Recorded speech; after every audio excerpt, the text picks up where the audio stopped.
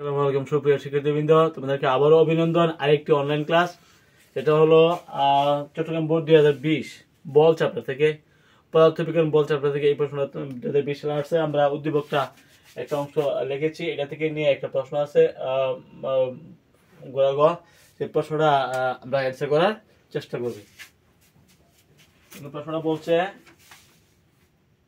1 নং চিত্র অনুযায়ী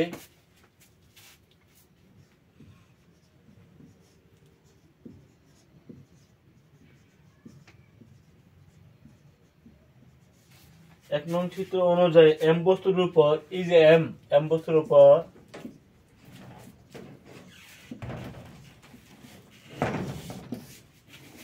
পি বস্তুর বলের প্রভাব,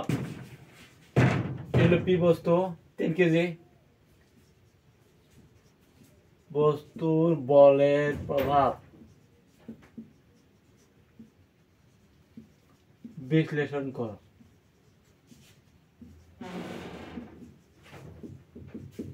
এগুলো আমাদের এই উদ্দীপক নেই। 1 নং চিত্র মধ্যে আমরা লক্ষ্য করলাম পি একটা বস্তু, যেটা হলো 3 কেজি ভর বিশিষ্ট একটা বস্তু, এম একটি বস্তু 2 কেজি ভর বিশিষ্ট। এম বস্তুরা কপিগুলোর সাথে 3 কেজি ভর টানানো আছে।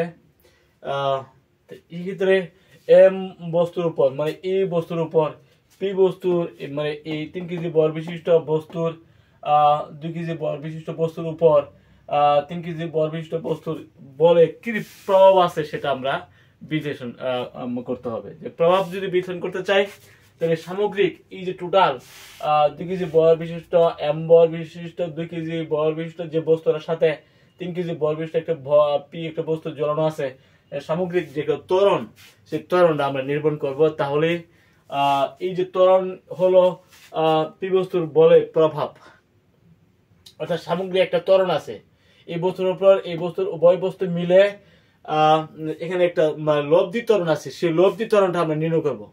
তো আমরা লক্ষ্য করবো যে এইখানে লব্ধি ত্বরণ যদি নির্ণয় করতে চাই, তাহলে পি বস্তুর ক্ষেত্রে কিন্তু ওজন আছে, তাই না? যেহেতু বল আছে ওজন আছে, এবং এখানে কিন্তু টান বল আছে। পি বস্তুর উপর কিন্তু টান বল থাকবে, ওজনও থাকবে। আর এই যে এম বস্তু, সেখানে কিন্তু শুধু টান বল থাকবে। ঠিক আছে, মনে করি এম সমান M1 সমান 2 কেজি, এম বস্তুর ভর M1 2 কেজি ধরলাম, এবং M2 সমান P সমান M2 সমান হলো 3 কেজি। ঠিক আছে, P বস্তুটাকে আমরা ধরলাম M2, আর এই যে M বস্তু সেটাকে আমরা ধরলাম M1, এবং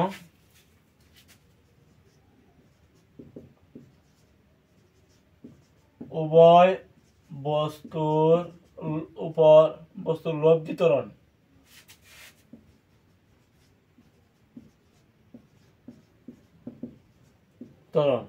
সমান F।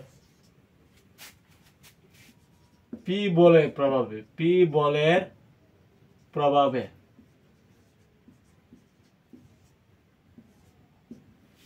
প্রভাবে উভয় বস্তুর লব্ধি ত্বরণ আমরা ধরবো F। ঠিক আছে, এখন পি বস্তুর উপর পি সমান M2, বস্তুর উপর ওজন এবং টান বল, ওজন এবং টান বল উভয় ক্রিয়া করে। সুতরাং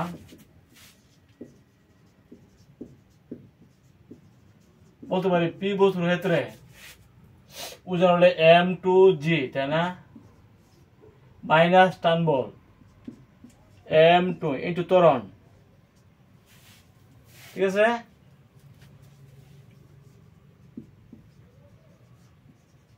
লব্ধি ত্বরণ হলে F। আবার এম বস্তুর ক্ষেত্রে শুধু টান বল, এম বস্তুর ক্ষেত্রে কিন্তু বল নাই, মানে ওজন নাই, শুধু টান বল থাকবে। M1F আমরা যোগ করব M2G, F common, M1 plus M2।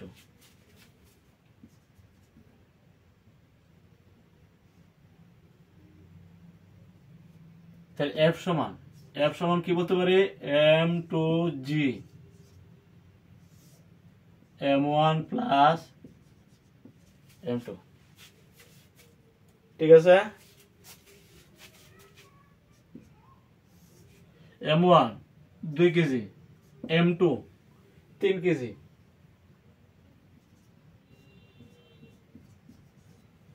M2 3 KG, G 9.8 metre per second square, যেগুলো বিকাশ ত্বরণ। এখন আমরা হিসাবটা করব।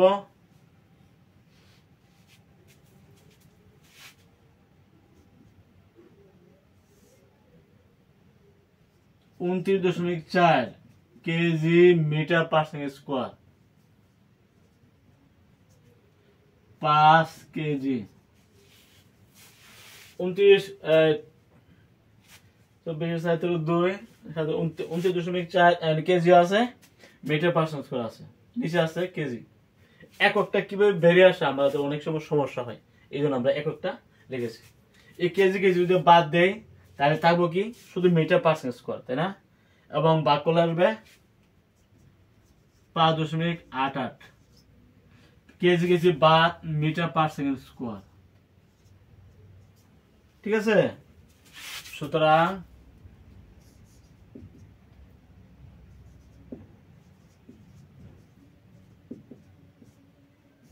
এই যে ত্বরণটা উভয় বস্তুর উপর কিন্তু এখন এই লব্ধি ত্বরণটা ক্রিয়া করবে, এবং এই ত্বরণে পি বস্তুর বলে প্রভাবে এম বস্তুর এবং পি বস্তুর উভয়ের কিন্তু এই লব্ধি ত্বরণে ক্রিয়া করবে, এবং উভয় বস্তু এই ত্বরণে নিচে নামবে।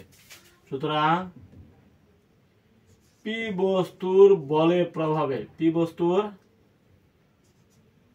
বলের প্রভাবে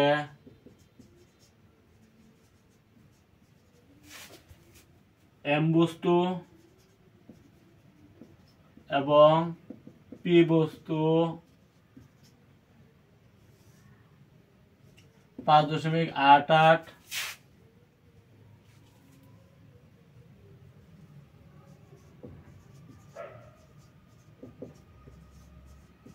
ত্বরণে নিচে নামবে,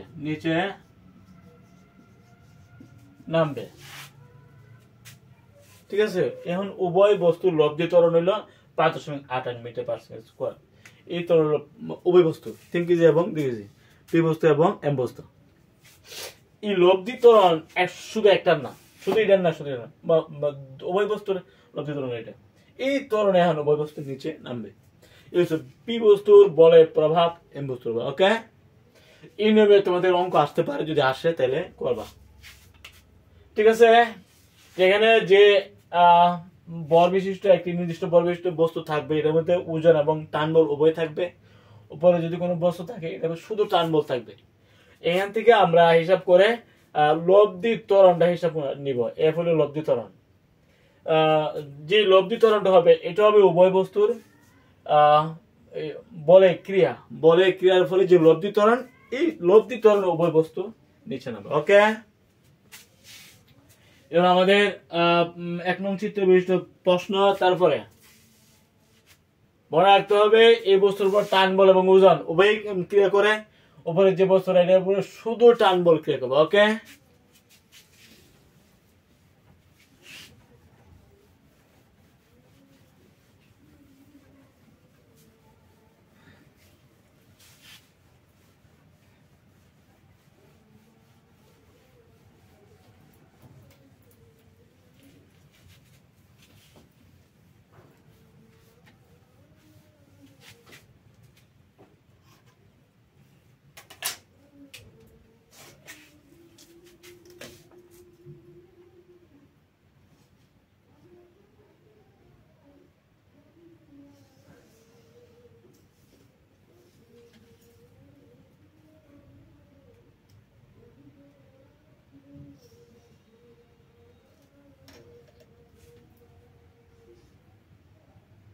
10 20 সেকেন্ড 20 সেকেন্ড।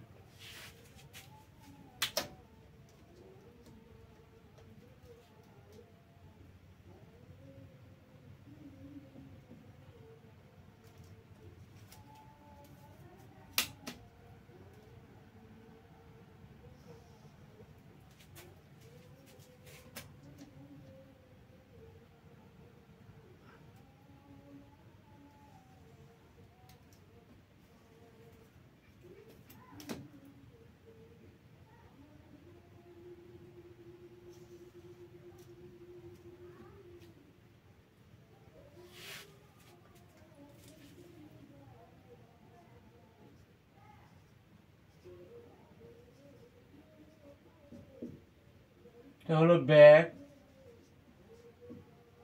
আর এটা হলো সময় সেকেন্ডে।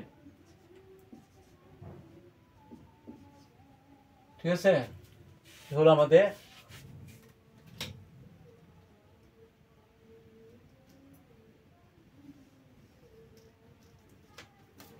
যেহেতু 150,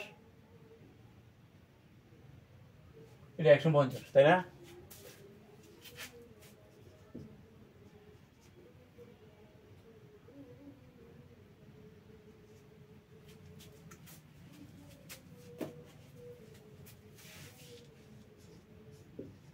চিত্রে এক্স অক্ষ বরাবর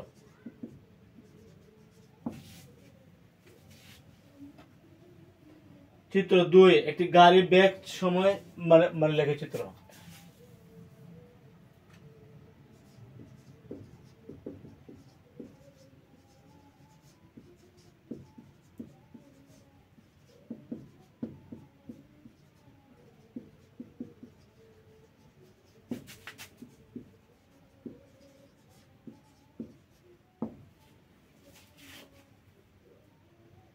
দুই নং চিত্র অনুযায়ী গাড়িটির 20 সেকেন্ড অতিক্রান্ত দূরত্ব নির্ণয় করা। আমাদের প্রশ্ন 2 নং, এটা হলো চিত্র 2। 2 নং চিত্র অনুযায়ী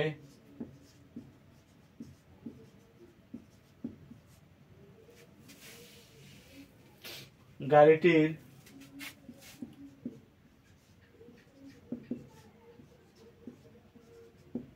20 সেকেন্ডে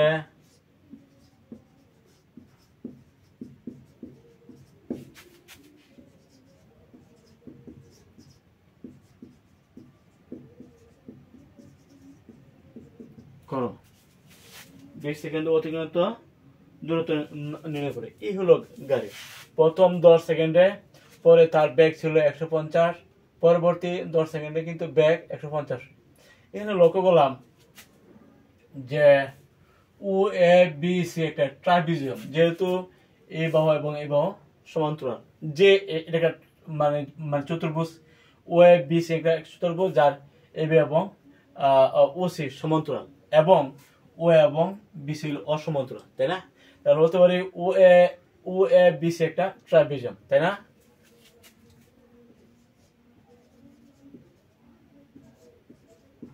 চিত্র 2 এ ও এ বি সি একটি ট্রাপিজিয়াম, একটি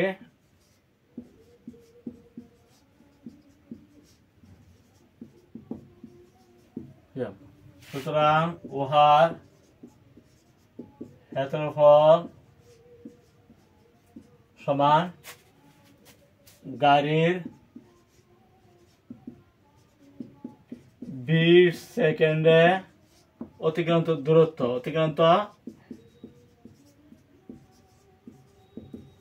দূরত্ব হবে।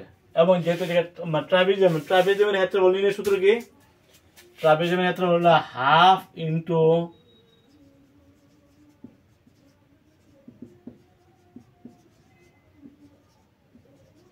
বাহুদ্বয়ের সমান্তরাল বাহুদ্বয়ের দৈর্ঘ্যের সমষ্টি, দৈর্ঘ্যের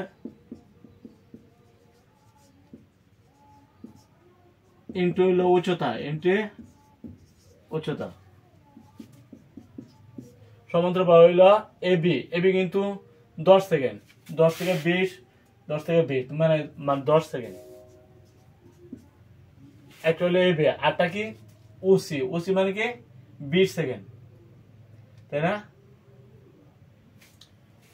20 সেকেন্ড ইন্টু উচ্চতা, মানে উচ্চতা কত? উচ্চতা আমাদের উচ্চতা হলো এটা, এই দেখো উচ্চতা হলো 150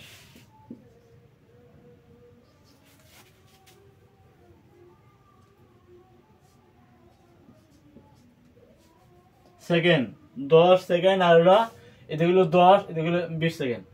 তা সমান্তরাল বাহু একটা হলো এবি 10 সেকেন্ড, আর এই যে ওসি হলো 20 সেকেন্ড, তাই না? ইন্টু 150 মিটার পার সেকেন্ড, এটা হলো উচ্চতা না, মানে উচ্চতা কত? 150 মিটার পার সেকেন্ড, উচ্চতা কিন্তু বেগ। আচ্ছা, আর এই যে সমান্তরাল বাহুর দৈর্ঘ্যের সমষ্টি, এটাও সেকেন্ড, এটা উপরেরটাও সেকেন্ড, নিচেরটাও সেকেন্ড। সমান্তরাল বাহুর দৈর্ঘ্যের সমষ্টি মানে এবি প্লাস ওসি, তাই না? তাহলে এবি হলো মানে 10 সেকেন্ড, আর ওসি হইলো মানে 20 সেকেন্ড, আমরা সেকেন্ড লিখছি, ঠিক আছে? সেকেন্ড লিখছি, দাও সেকেন্ড লিখছি। আর এই যে উচ্চতারা এটা হলো 150 metre per second, second into per second বাদ, তাও কি মিটার, তাই না? হাফ ইন্টু 30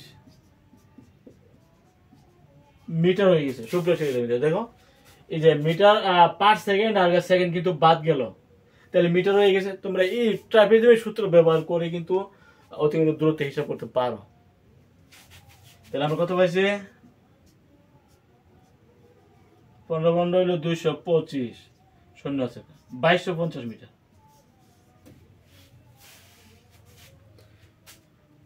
বিশ সেকেন্ড অতিক্রান্ত দূরত্ব বাঁচা। আর যদি মানে ওইভাবে তোমরা হিসাব করো, এখানে প্রথম 10 সেকেন্ড সমতরণের দূরত্ব নিতে হবে, পরবর্তী 20 সেকেন্ড সমবেগের দূরত্ব নিতে হবে।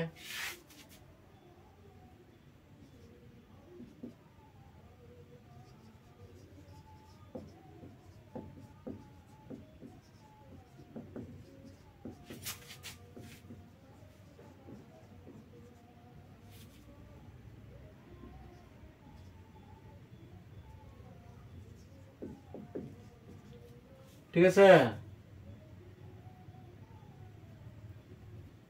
সমতরণ হইল u plus v by 2 into t, সবাই গুলো s equal to v t. U 0, v হইলো এখানে 150 মিটার পার সেকেন্ড। টাইম সমতরণ হইল 10 সেকেন্ড, বেগ 150 মিটার পার সেকেন্ড, টাইম হইল 10 সেকেন্ড, সময়গুলো 10 সেকেন্ড, সমতরণ হইল 10 সেকেন্ড। আমরা কত পাইছি? 5 750 মিটার সমতরণে, সব বেগ হইল 1500 মিটার, তার মানে 2250 মিটার। এইভাবে কিন্তু তোমরা দূরত্ব আমরা আগে হিসাব করেছি সমতলে, অথবা ইউটি প্লাস হাফ এর স্কোয়ার। ইউটি প্লাস হাফ এর স্কোয়ার তুমি নেও, তাহলে ত্বরণ নিতে আগে, ত্বরণটা নেওয়ার পরে এরপরে ইউটি প্লাস হাফ এর স্কোয়ার নেবে, একই রেজাল্ট লাগবে, ঠিক আছে? সমতরণে এত u plus v by 2 into t নিচ্ছি আমরা। যদি তুমি ত্বরণ হিসাব করে নাও, তাহলে ইউটি প্লাস হাফ এর স্কোয়ার নিবা, দেখবে 750 মিটার লাগবে। আর সবাই s equal to v t, s equal to v t. এভাবে কিন্তু দূরত্ব নিতে হবে। আর যদি মনে করো যায় যেহেতু একটা ট্রাপিজিয়াম, ট্রাপিজিয়ামের ক্ষেত্রে নির্ণয়ের সূত্র ব্যবহার করে আমরা দূরত্ব নিব, কোনো অসুবিধা নেই, ঠিক আছে? এভাবে আমরা এটা হিসাব করতে পারি। 2250 মিটার।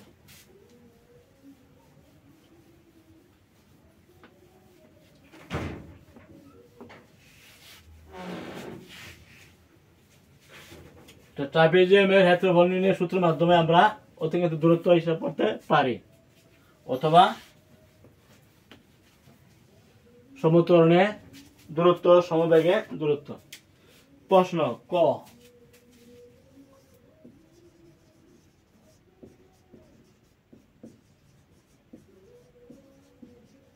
সাম্যবল কাগজ। কোন বস্তুর উপর যদি একাধিক বল ক্রিয়া করে, তাহলে ক্রিয়া করার পরে যদি বলের লব্ধি শূন্য হয়ে যায়, তাহলে এবং যদি ত্বরণ না থাকে, ত্বরণ না হয়, তখন এইসব যে সাম্যাবস্থা সৃষ্টিকারী যে বল, এই বলগুলোকে বলা হয় সাম্যবল।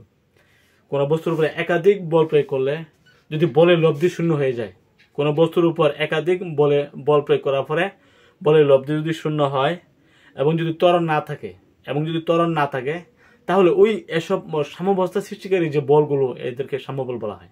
ঠিক আছে, পরের প্রশ্ন, কাদাযুক্ত রাস্তায় হাঁটা অসুবিধাজনক কেন? কাদাযুক্ত রাস্তায়